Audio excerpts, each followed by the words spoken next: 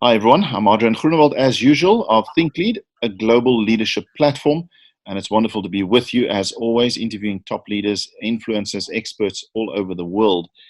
This is part of our Global Leadership Conversation 2 series. Last year was 1, and I'm attempting again to speak to influencers and experts on leadership all over the world, on every continent, and I'm grateful for technology. This time it's under 2020 DAL, which stands for 2020 Decade of Authentic Leadership.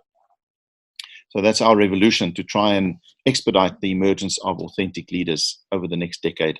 We've got to do something different, and therefore I'm interviewing these experts, shall we say, to ask them what they think of the vision, what they think of authentic leadership, and how to develop them. With me today is Beatrice Schulter, all the way from Geneva, Switzerland, and she's the founder of Read to Rise. For the last few decades, she's been involved in working with training leaders in non-profit organizations. And that gives us another perspective. It's going to be very interesting talking to her.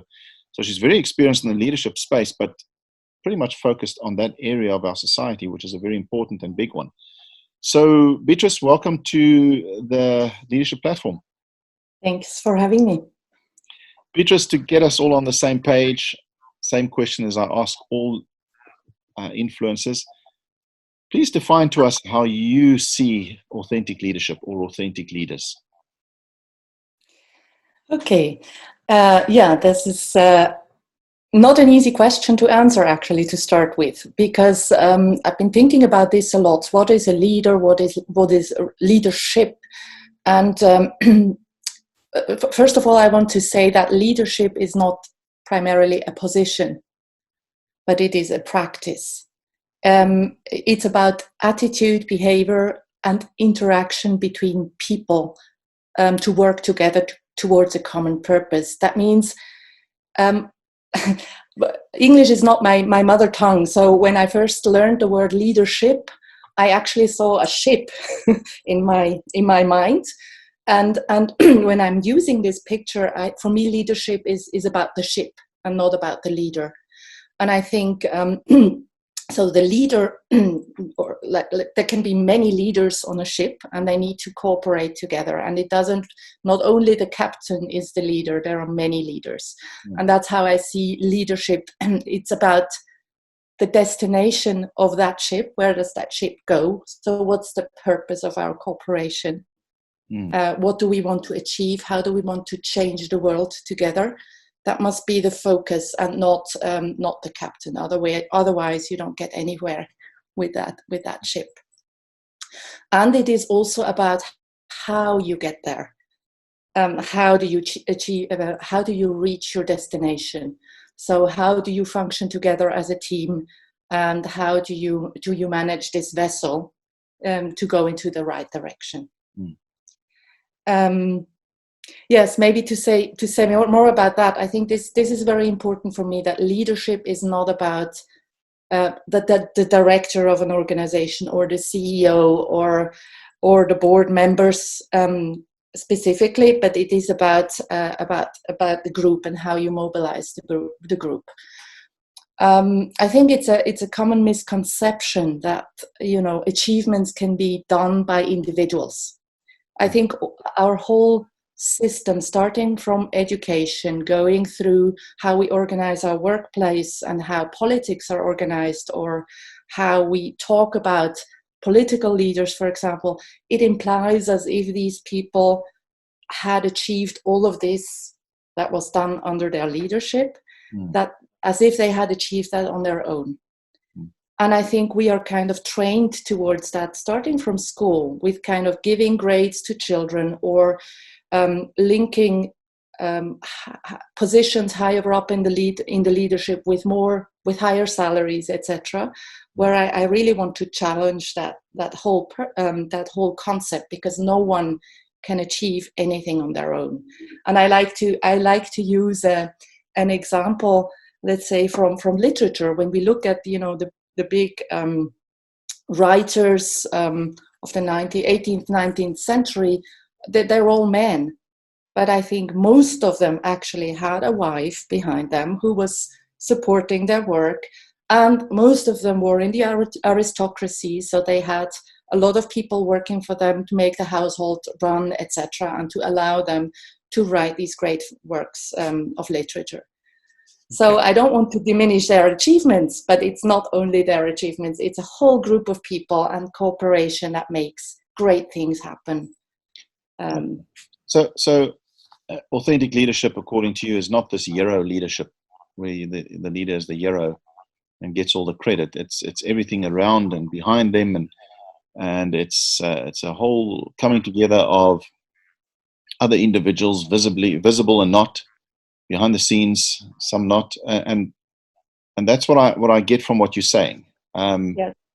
But how big is the gap between what you describe as what leadership is and what we actually find out there? The hero leadership is still a big thing. I'm the hero. I'm the one leading America to this and that, and I'm the one who changed Brexit and got Brexit through, and I'm the one who changed South Africa from being non-democratic to democratic. There's a lot of that. So how big do you think is the gap between what you're saying and what's out there? Mm-hmm.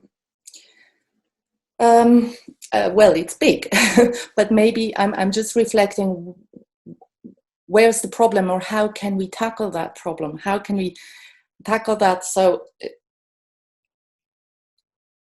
that, you know, at the moment, I think the whole notion of leadership and how it is rewarded, how we understand leadership, that we attach it to strong men, strong women, people who can have a lot of influence, and they get all the reward for things that may change towards a good or a bad direction. Both are there actually, but it's not their achievement, especially if it's going towards changing the world for the better. That's always more difficult than destroying things, obviously. But then the rewards in terms of salary, recognition, visibility, is going to people who haven't achieved that on their own. So maybe it would be helpful to think about trying to reframe what leadership is in a way, and to start to acknowledge what other kinds of leadership is there around. And I can see a lot of that actually. The danger is always that is then again, I can see that, for example, in public movements, in youth starting to go on the streets. The danger there, that again, it can be attached to one person who becomes the face of that movement, in terms of the example for Fridays for Future, where it's becoming one young lady who is being put forward as the face. But of course, there are millions of other young people doing their work behind the whole movement. So I think if we start to focus our attention away from those individual hero-like leaders who we might not agree with, or who we see that there also is a lot of misuse, abuse of power in that sense, to see where are actually movements where there is a leadership, there is a common purpose, there is cooperation, collaboration, and joint creation of a vision of a better world. Okay. Yeah, so I think the gap is fairly large. Hey, we've got to create a whole mindset shift, I think, to get to where you are saying. And I want to keep reminding myself that you come from a very interesting leadership development background where you've worked in non-profit organizations. And I wonder if one naturally sees more of that there than you do in political and corporate for-profit organizations. Now, before we talk about the broader environment and what you think we should do more of, and you've mentioned a bit of that already, let's just try and make the interview even more empowering. In what I ask all of you to do is to share a principle that you may have shared with leaders over the years, or an essence tip of what leaders can do to improve and become more authentic leaders, more the kind of leaders that you're proposing here. What would you share with leaders out there? Yeah, maybe I can just share my motto. It's not a method. It's a kind of a motto that describes somehow my approach that I'm using as a leader, and as a leader on all levels. And it's called Involve, Inspire, Empower. That's for me kind of the essence of how leadership can be created. And the first step is this involvement. So let's say I have a specific responsibility, task to do something. The first thing I would do is see, look, who else is there around who should be involved, because formally they are working with me in my team, or who are also interested in achieving that same or similar purpose. So it starts again with that, like kind of taking away from the individual leader position to creating for it to become a function. And then the inspire part, that's certainly to co-create something with those who are involved in this process. Co-create, and specifically co-create the goal, the vision of what do we want to achieve by what we're doing, this project or this organization or whatever. And then the last step would be this empower, with which I mean that in order to ensure that there's not going to be this personal cult around the leader because someone started a good idea, the aim must be somehow to make yourself superfluous in that position, to make sure that the knowledge, the spirit that was created together can be continued, even if you're not there anymore, or decide to leave, or something happens to you, or whatever. Good things need to be sustainable. So how do you do that? By ensuring that the knowledge is around, that processes are around. So if we're talking about an organization, is also putting on paper how you organize yourself. So we're now coming to the very practicalities of in an organization. You need to define processes. You need to define internal policies on how you manage things. So this is kind of the, in a nutshell, what's this philosophy? It's not very concrete, I know, but I'm also reluctant, let's say, to define one method or something that is very concrete, because it depends on the culture, it depends on the purpose, it depends also on the individual leader himself, or what matches best and functions best to work. So when I'm working with NGOs now as an external support, the concrete tools or methods are co-created again with those people who afterwards are going to use them. Okay. So involve, inspire, empower. Your perspective is interesting because you've spent most of your last few decades in NGOs or non-profit organizations, helping them be more effective leaders. So what would be the principle you'd like to share with leaders? Okay, I mean, what you mentioned regarding non-profit leadership, I think you're right that there is something that makes it easier maybe for non-profit leaders to actually lead towards a purpose. Because as a non-profit organization, that's your raison d'être. The reason why you exist as an organization is to change something, to improve something in the social conditions or whatever, human rights, whatever the topic is in the environment. That is your main focus, and that's the purpose why people come together in a non-profit organization. In the boards, in the teams, so you have a lot of drive towards that purpose, which might be more difficult to focus on when you're in a profit organization and you're actually measured according to the profit that you make. You might lose maybe the focus of creating a good product as the main purpose of the existence of that profit organization. So, and that brings us back to what I said before, that you can become distracted with this kind of measurement that we have in organization, workplace, that if the wrong thing is measured, you might, end up really in a difficult position to be a purposeful leader.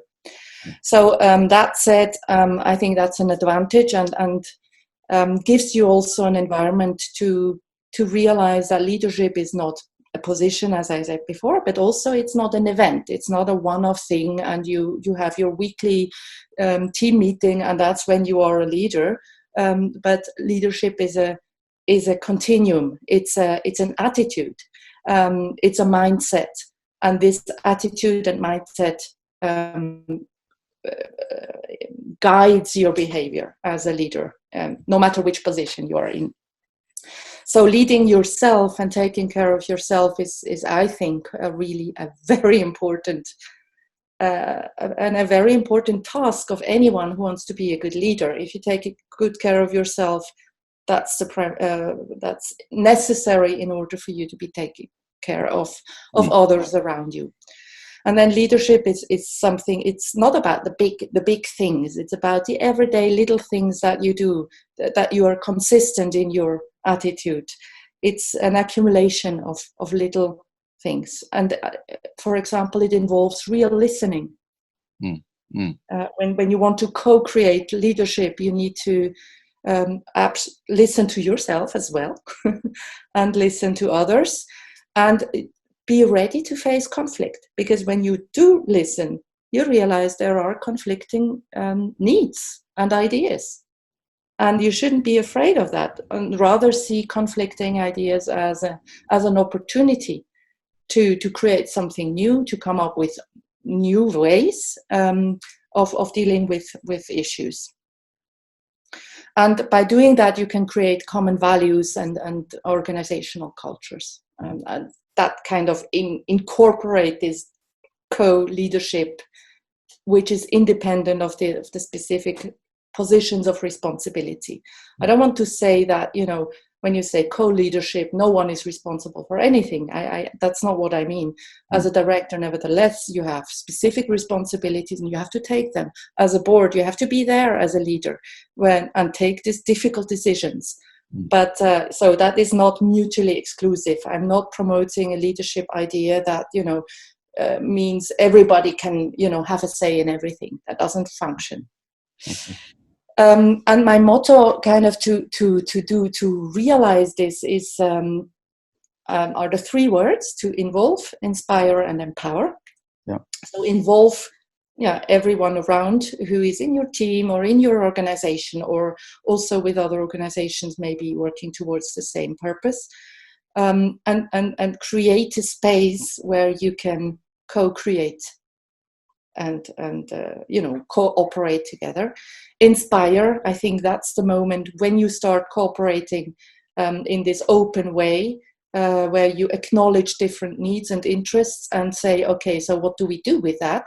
And you come up and with new approaches, new ideas.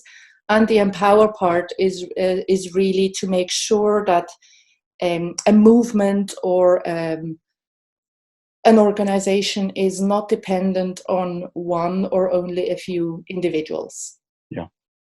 To make sure that knowledge, skills, etc., are really brought throughout everyone who is working towards that same purpose, so that people can also leave or retire or whatever other things people want to do with their lives. Yeah.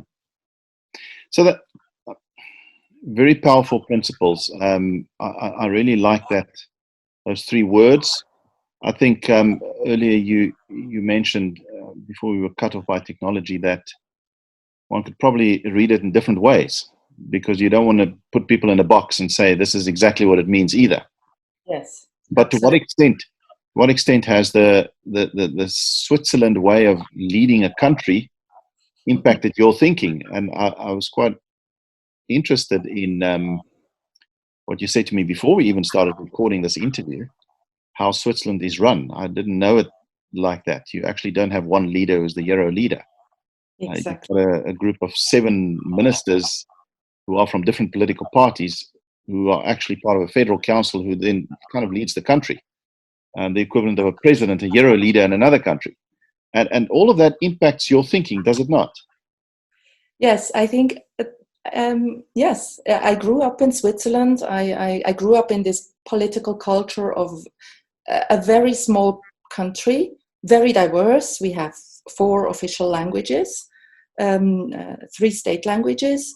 We have 26 cantons, which are, comparable to the states, maybe in the US, who are have a lot of authority to take many decisions. For example, in education, there is not one central Ministry of Education, but each canton has their own, and so it's very decentralized, very small, and extremely democratic in the way that Swiss citizens are asked for their opinion at least 4 times a year on several issues, which are this referendum. So it's not that we elect our representatives and then they take all the decisions. They do take some decisions, but if in the parliament there is something contested in question, usually this becomes a referendum and then it's put before the people. So this is on a regular basis, like 4 times a year I'm asked at least 5 to 7 questions where I can give my opinion on different levels, on national level, on cantonal level, and on the level of the commune. Mm-hmm. So this involvement is something that I experienced as how you can manage a group of people to decide which direction are we going to go. Makes it very heavy and slow. So, for example, the right to vote for women was introduced in my country when I was already born, and my mother had already 3 children. That's when she got the right to vote. So that's because there were several referendums around that, and only the men could vote at that time. That's why it took very long. But once it was decided, and that's just a negative example in a way, but once something is decided, it is carried really. That it's not put on the question anymore. Then it's agreed and everybody agrees to that, even if you didn't like the outcome. So it's a way to really unite people rather than divide them. And I think if we look at today's world, this division on all kinds of levels, more and more, and more and more violent discussions and confrontations on different issues, and it's just not helpful. It's just not bringing us anywhere. It's bringing us to more violence and wars and other problems. And we have a lot of global issues to solve, and we can only solve them if we join. Even I think leading discussions across sectors. I'm coming from the NGO side. Now I have my own business supporting NGOs in their organizational development. And with my new company, I also want to have to lead the discussion with grant giving foundations, for example. How can we overcome a little bit this hierarchy of powers of those who have the money and those who have the projects to do something good with the money, or to cross silos and have a closer cooperation between non-profit and for-profit organizations, rather than to see each other as enemies and we're not working for the same thing. We need to come together on so many different levels. And I think this leadership approach that I had the opportunity to see in my life is helpful. It works. It can contribute really to this. Yeah. We live in a world though where decision making needs to happen fast as well. So finding the balance between that sort of democratic, consultative, inclusive process in order to inspire and then empower is you must find the balance between that and speed. And that's partly why we find a lot of autocratic leaders all over the world at the moment, is because the world has a need for speed. But that's throwing the baby out with the bathwater. Exactly. Because yes. we don't need that all the way. We need quicker decision making, but more inclusive.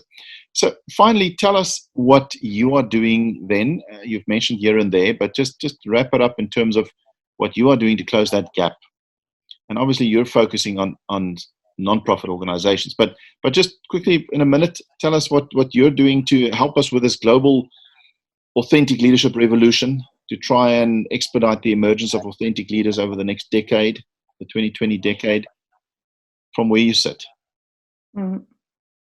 So what I'm trying to do, what everyone can do, is really trying their best to be an authentic leader, or we can say an authentic person, and be really clear about what is my contribution to the world in a broader sense. And everyone has their role to play, and to really focus on the really important things, which is very difficult, I think, in today's world, where we're all pressed with having to earn our living. Really basic things that we have a pressure in the way our world is organized.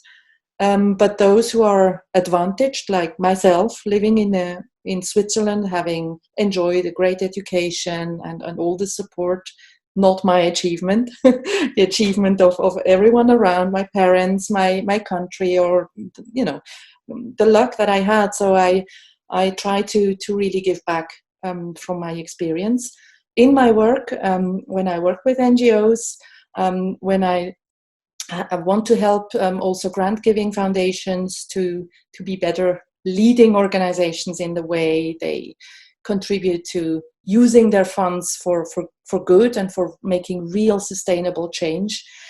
And also by participating in this great opportunity that you offered me to talk about this and to engage in exchange with other leaders, to